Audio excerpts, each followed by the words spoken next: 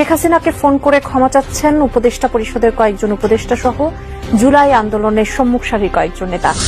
শেখ হাসিনার সাথে 5 জন উপদেষ্টা হাত মিলিয়েছে এবং তারা শেখ হাসিনার সাথে ষড়যন্ত্রে লিপ্ত হয়েছে। গত 15 বছরে রাষ্ট্র ক্ষমতায় থেকে বেশ মজবুত শেকড় তৈরি করেছেন শেখ হাসিনা, আর দাবারগুটি হয়ে সরকারের কোর্টে খেলছে বিভিন্ন বড় পদে থাকা 14 জন ইনসাইডার। শেখ হাসিনাকে দেশে ফেরাতে গোপনে কাজ করে যাচ্ছেন এই ব্যক্তিরা।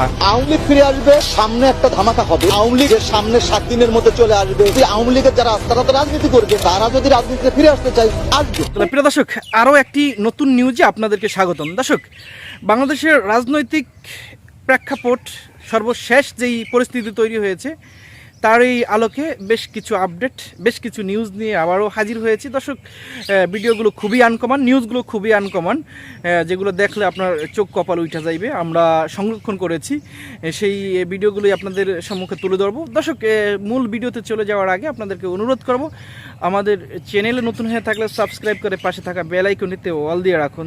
চলেন দর্শক, আমরা ভিডিওগুলো দেখি। দর্শক, আরেকটি অনুরোধ করব, নিত্য নতুন ভিডিও পেতে, নিত্য নতুন এরকম আনকমন ভিডিও পেতে, আপডেট পেতে আমাদের ভিডিওতে লাইক দিয়ে আমাদের পাশে থাকুন। চলুন দর্শক, আমরা মূল ভিডিওতে চলে যাই। শেখ হাসিনাকে ফোন করে ক্ষমা চাচ্ছেন উপদেষ্টা পরিষদের কয়েকজন উপদেষ্টা সহ জুলাই আন্দোলনের সম্মুখ সারির কয়েকজন নেতা। শেখ হাসিনার সাথে 5 জন উপদেষ্টা হাত মিলিয়েছে এবং তারা শেখ হাসিনার সাথে ষড়যন্ত্রে লিপ্ত হয়েছে।